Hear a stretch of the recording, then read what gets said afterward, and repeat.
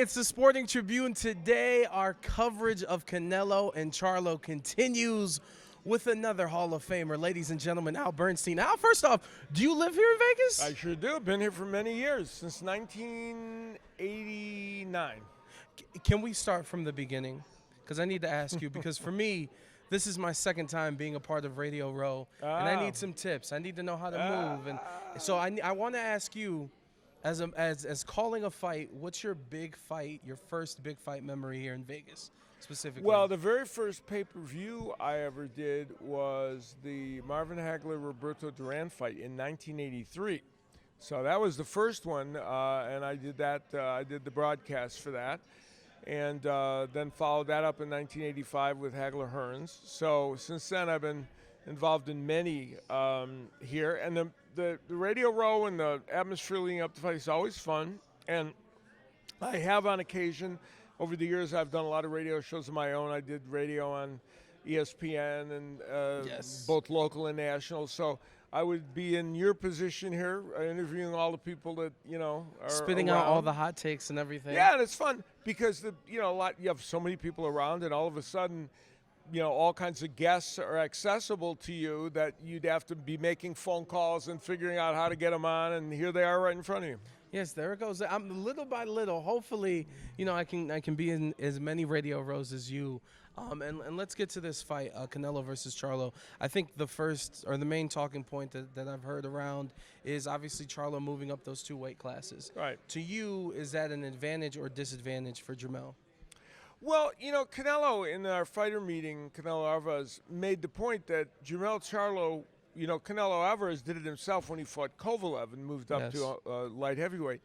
And he makes the point that Charlo is a little bit even better equipped than him to make a jump of two weight classes because Canelo's a shorter fighter who has a build that doesn't lend itself to the higher weights.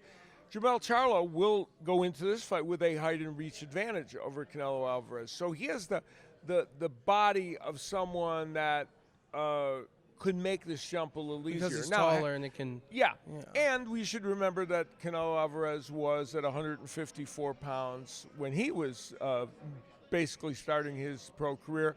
And in fact, back then, when Charlo was also 154, Charlo wanted to fight Canelo Alvarez way back, years ago. But so it's still a difficult task to move up two weight classes, and for Charlo it is a difficult task. But I don't think it's one that's impossible for him. Look, power-wise, Canelo Alvarez has one of the best chins in boxing. So it isn't even so much a question of, does he bring his power up to 168, Charlo? Because if he was going to get a stoppage in this fight, it wouldn't be because he hurt Canelo so badly. It would be because Canelo got tired in the later rounds, which he sometimes does, and a series of punches just made him basically stop. Yeah. How likely is that? I don't know. So it doesn't even a question of power. Of course, he's going to be facing a man that hits hard in Canelo, but the question will be how much harder does he hit than the 154-pounders that Charlo's faced. And you brought up the fight that hadn't happened with Jermell and Canelo, and this was supposed to happen a few years ago, and now the opportunity is here. And for Charlo, in my opinion, if he wins this fight, he introduces himself to the mainstream audience that isn't in tune with boxing because he's been doing this for a minute. For you, where does this put Charlo if he does pull off this upset? Well, it puts him, he's in the catbird seat because the beauty of it is he has a number of weight classes to choose from. He can go all the way back down to 154 if he wants. If there's a fight that's interesting there, he could always fight Crawford. And there's added, Terrence Crawford he'd like to fight the winner of this fight. We'll get to that here in a sec. Yeah. so it gives him many options. He can fight at 160. He could decide he's going to fight at 168, and remain at that weight class. So he would have a lot of options. I actually think even if Charlo loses this fight, but it's a really good fight. It's a close one. He's a winner in this because he still has all these weight classes where he can perform at. and maneuver around. And for Canelo on the flip side, am I making too much of, you just brought up Crawford, and a lot of people have been asking Canelo about that matchup. Is that a distraction, or this is what Canelo does? He's at the top of the world, and everyone... No. Well, first of all, he's got this 3-fight deal coming up where they're going to be speculating about who he fights. I mean, one person I think most boxing fans want to see him fight is David Benavidez. So that's always the question. But now Crawford has put his name into the sweepstakes. Crawford would be moving all the way up from 147. So it's a bigger jump. Yeah. They'd have to find some catch weight maybe for it. I don't know. But I don't think it's a distraction for him. And part of the interesting thing for Canelo Alvarez is one of the things when we did our fighter meeting with him that I was really struck by was, number one, he's more injury-free than he's been for years. And I think that's a key factor. And with that, his enjoyment of the sport is, I think, at a higher level. And he said he's having a good time. He said, I'm loving what I'm doing.